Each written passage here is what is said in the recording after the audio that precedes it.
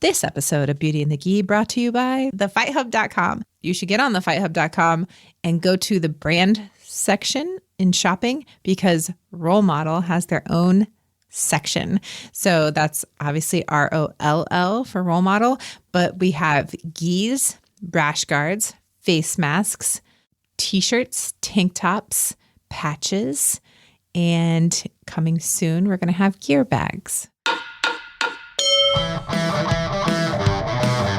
Welcome to Beauty and the Gi, the podcast about jiu-jitsu and life on and off the mat. I'm Jen Eads, a white belt full of curiosity and questions about all the things jiu-jitsu. And I'm AJ Klingerman, a Brazilian Jiu-Jitsu Purple Belt, obsessed with jiu-jitsu. And we have a very special guest for this episode. I'm so excited. Introduce our guest, AJ. Jess Sunier. Welcome, Jess. Hi, thanks for having me on. So obviously they know your name because I introduced you and because it's the show title. But could you tell us a little bit about yourself? I've been doing jiu-jitsu for 8 years. I started at the age of 27. I was a collegiate athlete, didn't really have anything to do after college. I didn't know where to kind of stream my competitive side. So I found jiu-jitsu when a friend dragged me onto the mats and he said, I swear you're going to love this. And I did. I love to hug. So it just made sense that these two things just kind of joined forces. So 8 years, I'm a 4-stripe purple, plan on staying purple for a while. I was supposed to test, but things happened obviously in the world and I have not been back to my main headquarter gym since March. So, but it'll come, it's coming. I'm not in a hurry. And I do compete competitively in jiu-jitsu, but right now my focus has switched to powerlifting. So I have a meet in about 8 weeks and I'm in prep for that. And right now I'm enjoying the art side of jiu-jitsu and the competitive side of what I really love is all things strength. So yeah, in a nutshell. Oh, I own FitPower LLC in Milwaukee, Wisconsin. I guess that's a thing. That's important to know. Yeah. We just hit year 9 in September. So our 10-year anniversary will be next year. So I'm hoping that things will open up so that we can throw a big bash. Congratulations. That's going to be great. It will be. Yeah. I think so. That's awesome. And what all kinds of programs do you have at FitPower? Well, we started out as primarily a barbell gym, and we still are primarily a barbell gym. So our programs revolve around strength, any age, any different ability level you may be at. And general strength is our main programs. Like I teach how to do the squat, the deadlift, the press, and the bench, and then everything that revolves around that. We teach you how to move in a fun and a safe way. And then we added the martial arts side of things in 2019. So our jiu-jitsu and our judo programs have been going for kids and adults since January of 2019. And my coaches who had that side we have Coach Kelly. She is our judo head coach. Coach Christine is our head jiu-jitsu coach. And many of you all know Christine. She came from Indiana Brazilian Jiu-Jitsu Academy. And Coach Brad heads our kids jiu-jitsu program on that side, as well as our free community class for our LGBTQIA group. So we have that going as well. Yeah. So one of the things that I read is that one of your goals is to change gym culture through creating affirming spaces. Tell us more about that and how you actually do that. So I think as a disclaimer, I should put out there that when it comes to these spaces, I speak from the LGBT side of things. I'm part of the LGBT community. So, but creating an affirming space means people who have never thought that they could have a safe space to train in and be 100% who they are.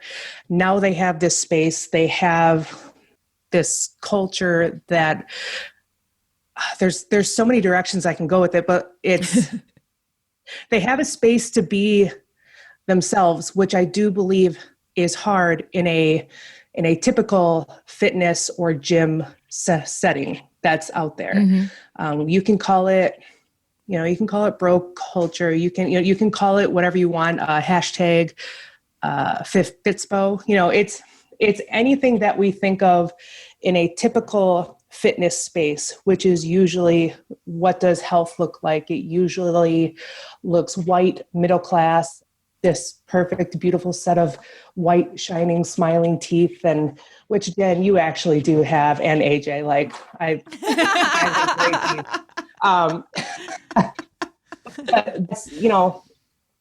That's usually what our brain goes to when we think of a gym space like that. So it's saying yes, it's these people, but it's also, it's everyone. And it's so part of my culture now that I forget what it's like to enter into a gym where things are not this way.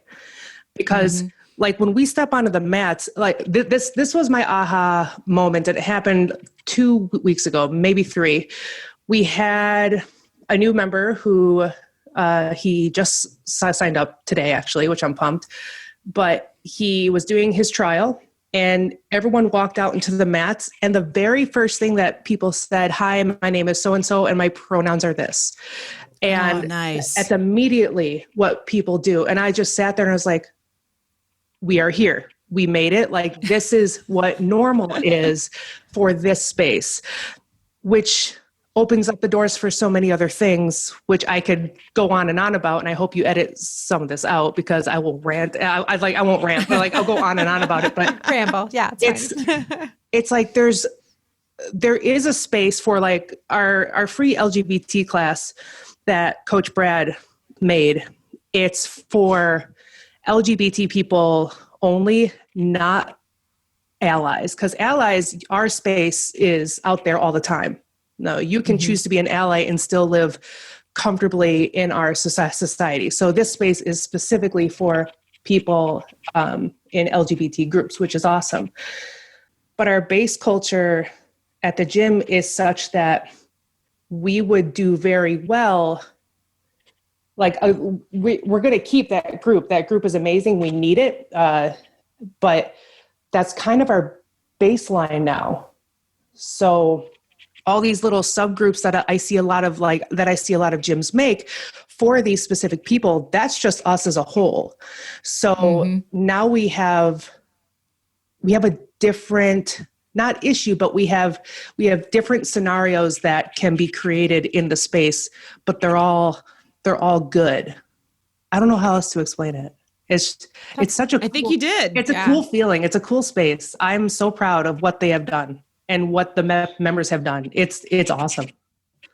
Yeah, I think that, you do such an amazing job there.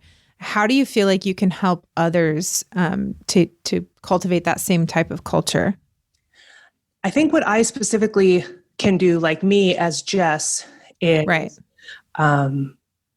I can amplify the voices in these minority communities to make their voices also the norm. Hey, we're here and this is normal for us to be here as well.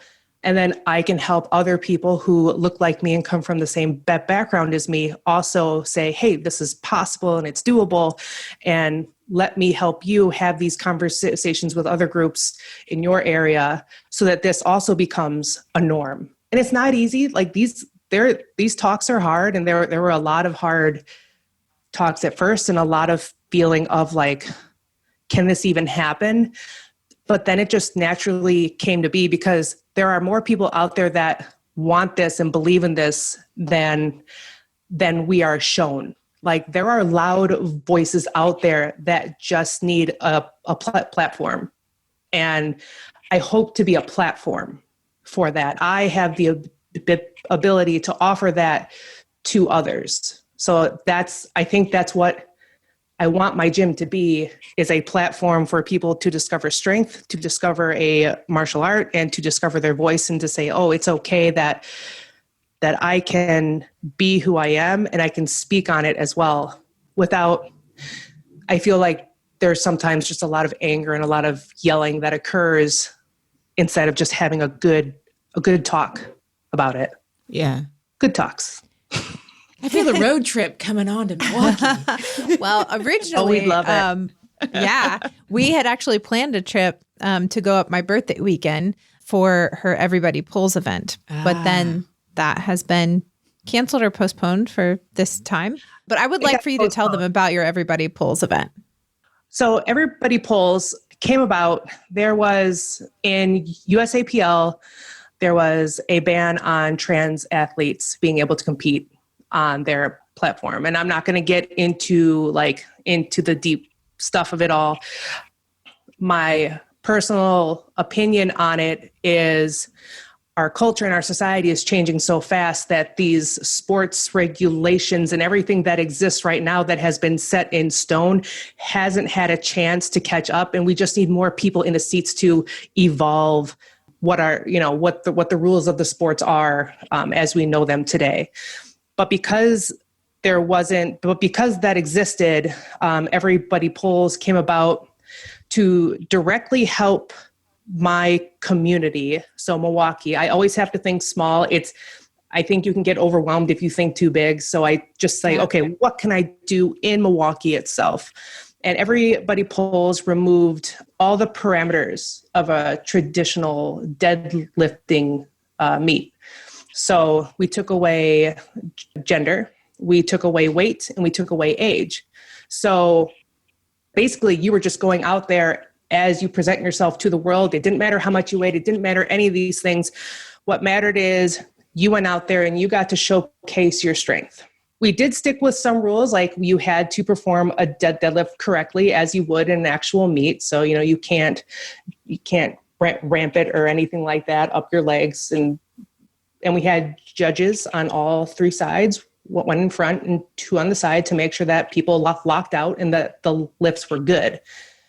But so because there was no grand prize, the way that you won was by you could get people to donate per pound of the total weight that you lifted, which made it even across the board. Because you could go out and get no pledges whatsoever and you just want to go lift, so you raised $0. Or we have our 8-year-old who raised, almost $500, because who doesn't want to donate 10 cents per pound to an 8-year-old, Right. Our group was as young as 8, and our oldest, I think, late 40s maybe, but it gained so much traction, and we raised over $7,000 on that day. I know. Whoa. Wow. Yeah, that's amazing. And when you took out expenses, it came out to just over $6,000. And we were able to give all of that to Courage House Milwaukee, which is a home for displaced LGBT youth. So they provide schooling and a bedroom and food and all these things for kids who have left or been kicked out of their own homes or find themselves homeless for whatever reason. We decided to move it to later in the year for 2021. It didn't feel right to ask businesses to be sponsors or to donate or any of that. So we wanted to give people a chance to get things moving again, and then they could feel, I didn't want people to feel worse than they already were this year with how businesses were trying to just stay open. So it's like, hey, we did a great thing. We're going to move it so that if you want to, you still have a chance to do it. And we already have we have 10 plus people ready to sign up for next year. And it's going to be held right before, I think, Role Model Grappling Camp. Nice. Cool. Nice. Year. Very cool. It'll be a busy June. Yeah. Yeah. That's awesome, though. That sounds like a lot of fun. That's great. You did a workshop at the Role Model Camp, since we talked about that a little bit. And you kind of talked about like programming for your strength workouts with jiu-jitsu. Can you talk a little bit about that now? Like what your kind of overall theory is on that? So as a disclaimer for anything that I talk about with strength, everything is already out there. It's in a book. It's been written down multiple times by many different coaches. Then the same thing can be said about jiu-jitsu. Most of what we know about jiu-jitsu is already out there. It's already known. It's finding that right coach that you learn the best from. So with that said, when it comes to the strength programs, we talked about the 5 pillars of strength performance. And the biggest one is being specificity, which is understanding what your sport is. So in this case, it was jiu-jitsu. And from there, we can kind of dissect and work backwards. So the biggest thing that I find that people get confused about with jiu-jitsu is, what exercise do I do? And instead, you should be thinking more along the lines of, well, what are my planes of movement in jiu-jitsu? And that's what I focused on a lot. So at the talk, it was specificity. So we broke down exactly what you need to be good in jiu-jitsu, like how much space do I have? You have your mat space. Well, what movements am I in, or where is my body positioned? And we said everywhere, upside down, everything. Like in jiu-jitsu, you are everywhere. And then we talked about exercise selection and variation after we discovered what the movements were. And from there, we discussed organizing your week. Now, there are 2 other things, there's speed and power development, and there's also training your energy systems. But those we got a little bit more in depth with in the Zoom talk, which was 2 hours long, and it was great. And nice. But yeah, we talked about what people needed to hear the most, which was, what is jiu-jitsu? What do I need for it? How do I select the right exercises for it? And then how do I organize it into my week? Because we have to remember that the most important thing is your time on the mat. If you are a jiu-jitsu athlete, it's not how much time am I spending under the bar. That's just to make your mat time look real good. Yeah. It was funny because while you're talking, I felt like, you were just directly calling me out. Specifically about making sure that I took rest days, and you're like, yes. if you're over 40, I was like, dang girl, just all the things, right? But I mean, one thing I was very surprised by, just that I wouldn't have known, was my heavy lifting days going along with my heavy rolling days. Yes. I thought that was very interesting. Can you kind of tell us why? I mean, the biggest reason why is, if we deconstruct our week, I always tell people, I'm like, let's put our recovery days in first, and where do they need to be? And then we need to look at what your heaviest sparring days are on the mat. And that's relative to you, because jiu-jitsu is a little bit more gray as far as, intensity wise, because it can depend on you, and it also depends on your partner. For barbell, it's more black and white. It's, I'm going to do a % of this, and the bar or the implement is going to remain the same the entire time. What matters more is me. So the reason that we put our heavier lifting days with our heavier sparring days is because imagine having, and AJ, I bet you can imagine this, having 5 days in a row of just going at 80% or more of maximal effort, whether it's on the mats or under the bar. And then where do you rest, and where do you have time to recover so that you can have another good day on the mat? Because I look at, time on the mat is important. I'm not going to discredit it, but it's what you do with that time on the mat that I'm looking at more. And if you are just wiped out and you cannot give a true 80% on day 3, then that means we haven't done something right on day 1 or day 2. And that usually means you haven't recovered well. So that's why we combine heavy lifting days on heavy sparring days, so that there is room in your week to have a day where maybe you're just doing a low intensity, steady state cardio, AKA you're going for a jog, or you're going for, a bike ride or something mixed in there, or you just rest, or, you get a massage, or you get to sleep in. Sometimes people underestimate sleep. We spend a third of our lives in sleep, and yet we know so little about it, but we know that that's where the majority of our recovery comes from. So maybe just sleeping in those extra 2 hours, that can make a huge deal. So long story short, that's why. No, it's been good. So after camp, shortly after camp, they announced that they were going to put on pans. So the Federation is doing some tournaments now. Mm-hmm. And so we quit the lifting gym we were going to and decided to do one of your competition prep programs. And what I will say, like you kind of prefaced earlier that, all the information's out there and, you just find the right coach kind of thing. And yes and no. So, like the gym we were going to is one of the most well-respected gyms probably in the state. In theory, a very good gym, good stuff happening there, but also like they knew nothing about our sport and they weren't doing things that were helping us do better on the mat or really paying attention to anything like those, heavy training days or like heavy rolling days.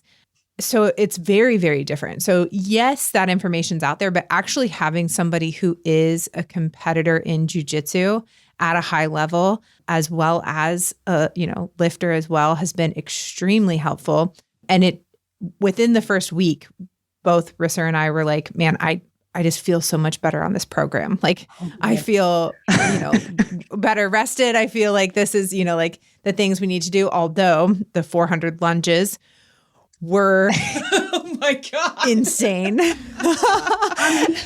It looks intimidating. And then I literally thought it had to be a typo. Like, no way did she really mean 400. And, for the audience, I will say week 2, I thought Jess was a magician, because the first time we did 400 lunges, it probably took me 5 days to recover. And I was like, I don't think I'm going to be ready to do lunges again by Thursday.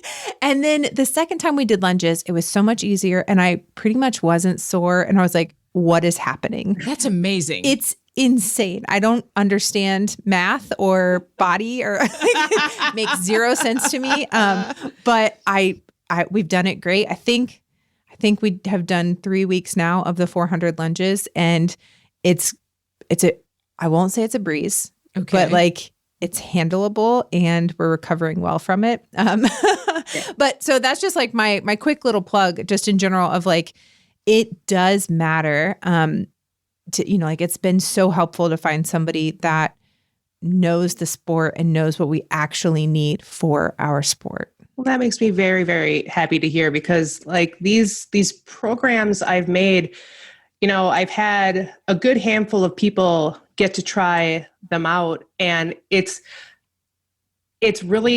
love seeing it like across a broad range because a couple of the people that are trying them out here, I mean, they're 21 years old. And I'm not saying anything about 21 to 40, but I am because I could be their mom. That's what we're saying. I mean, I'm right behind you, AJ. Like there are things like I'm doing now. I'm like, know what? She's recovering so quickly and I am jealous, but I am 35 and it's okay. I have to tell myself that all the time. Like it's okay. I'm not who I was at that point. No, but that's a funny story about when you looked at it and you thought it was a joke. One of my clients who is now one of my strength coaches at the gym, he had something similar to that. And he starts to get dressed and like put on his pants and starting to change his shoes. And I was just like, where are you going? He's like, oh, I thought that was a joke. I was heading home. And I was like, no. He's like, what's wrong with you? You aren't alone. There are some things, I call them burnouts.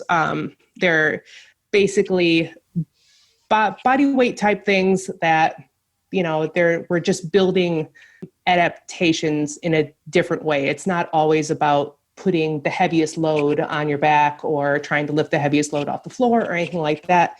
There's many different ways to create stress to the body in a safe way. So that's just one of them. Yeah. And, I'm not good at rest, whether that's like an entire day of rest or even the in-between things. So, there are some of the workouts, the one I did today, for example, where you're like starting on the 30-second mark and then you take a minute in between things. And I'm like, just hanging out. Like, this is just an exercise in patience. I'm just waiting for the clock to click down. Yeah, you aren't alone with that. When people first come to start and lift with me, they're very used to go, go, go. They think that, I have to be sweating or panting or, something brutal and mean has to be happening to my body for these adaptations to happen. And when I tell them, like, okay, I start the stopwatch, you have a 2-minute break, you're going to sit. They're like, what do you mean? I'm like, you're going to sit. And but then they trust what's happening and they go. So I'm assuming you're talking about when we're training one of the explosive SSP days or the swings. So to tell people you're only going to be doing 3 squat jumps and then you're going to rest an entire minute. They're like, but I can do 50 in that minute. I'm like, I don't care what you can do. I want to care how far you get your hips away from the ground when you jump for those 3. And I want you to recover completely so that you can repeat that process over and over again at the same intensity. Yeah, exactly. Yeah. I've really, that I can't say enough good stuff about it. And we know that like when PANs are over, we're going to be ready for another program too. So I guess I just have to decide if I'm competing again this year and what that looks like to lead up to that. So yeah. Also, I think several of my women's team are going to get a program from you in the near future because they all hate me being so much stronger. They don't like it. I've had 2 reach out to me so far that they're starting to plan it and they might want to start in November, nice, this December range, which is great. And that's another thing, kind of like there is a wrong time to start. If you're about to compete in a week and you want to start a new program, no, that's not the best time. But what I mean is there's no wrong time in the year to start anything. So yeah, I think a few of them. And then I talked to one of our guys on Tuesday and I was like, you need a program from Jess. Like, she's going to help you out. So awesome. I love it. Very nice. How do people find you so that if they wanted to do a program with you, what does that look like? Because you like I'm in Indiana, you're in Wisconsin, and I'm doing your program. So you will help people throughout the world, I assume. How does that happen? I'll fully admit I've been in business for 9 years and I've never had, I had a sign for 2 years out of those 9 years. So when it comes to advertising and marketing, and you know this very well about me because shameless plug, I have worked with AJ with marketing methods, and it was such a huge, huge help when I moved into a bigger space. And all of a sudden I needed to advertise to fill that space. So for people to get a hold of me, my Facebook is my name. It's Jessica Sunier, and you'll see me in the profile picture with our women's class, I believe that picture is. And that's a good space to reach me. Instagram, you can reach me there at Bossasaurus. And I was obsessed with a cartoon called Dinosaur Saucers in the late 80s. It's amazing. They got canceled after one season. I have no idea why. It's a horrible cartoon. But Bossasaurus is my Instagram handle. And those are my personal ones, but I keep it public. Like it's all there for you. But as far as FitPower, so FitPower LLC is on Facebook, and you can reach out to me there. And FitPower MKE is the Instagram handle. And right now we're currently working on revamping our website. So www.fitpowermke.com. And MKE is the shortened, what's the thing for that? Abbreviation, I guess. Yeah. For Milwaukee, it's usually MKE. And we're currently revamping our virtual platform. So we'll have something by 2021 kind of big for people anywhere in the world to be able to be part of our team. And nice. I have people in Georgia, Texas, Indiana, California, basically from all over the place that do the online programming. And that's because we do it through an app. So you can do it anywhere. And I can see you do it live time. So I can communicate with you as you do the workout. If you have questions, AJ, you and Jen know that I ask you questions at the end of a workout. Why did you do this? How did this happen? So yeah, you asked what's going on the other day because I was skipping several things. I actually skipped all of yesterday's workout just from an injury that I won't talk about right now. Yeah, so I actually went and did like recovery and stretching the whole time Rissa was working out. That's good. Yeah, so at least I was still trying to do something, but yeah, you're great about like reaching out and being like, okay, what's going on? Or even like, you rated this super easy or super hard. Like, what about it? Like just kind of following up about it. So I appreciate that. Well, that's good. I'm glad it helps me refine things as well. So like, I'm always trying to touch up these programs as they go because there's no one perfect program. So it's more like, okay, how can I get it closer to what people need, what people want, and knowing the different type of people who use it, I can evolve it from there. So that's always good. I love the help and the feedback. Yeah, that's why like on the rating system, I always try to also include notes because I'm really bad on scales. Like if you give me a, on a scale of 1 to 10, I'm like, I don't know. Right. So I'm really bad with that. So I always try to like include notes so you understand my reasoning behind that. Which is great. Like that's something I love. And I kind of harp on my clients who get to see me one-on-one. I'm like, hey, I still need the notes because there's about 80 of you and my brain only holds about 10 of you at a time. And I'm getting old. So just write it down. I feel that. I take a lot of notes on things. Good. So typically we ask for an on and off the mat tip. Do you have any tips you could share with us for on the mat first?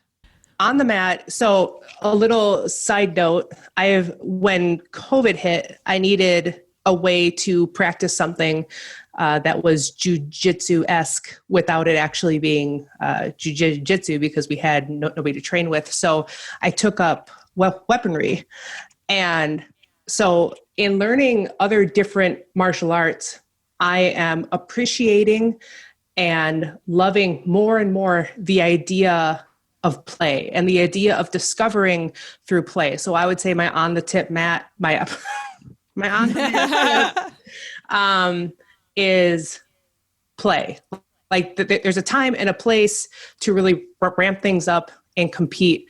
But as I'm entering, I'm year 8 and going onwards, I'm finding that like play is way more fun than anything else at this point. And then off the mat, my advice would be to play, to discover and explore different things.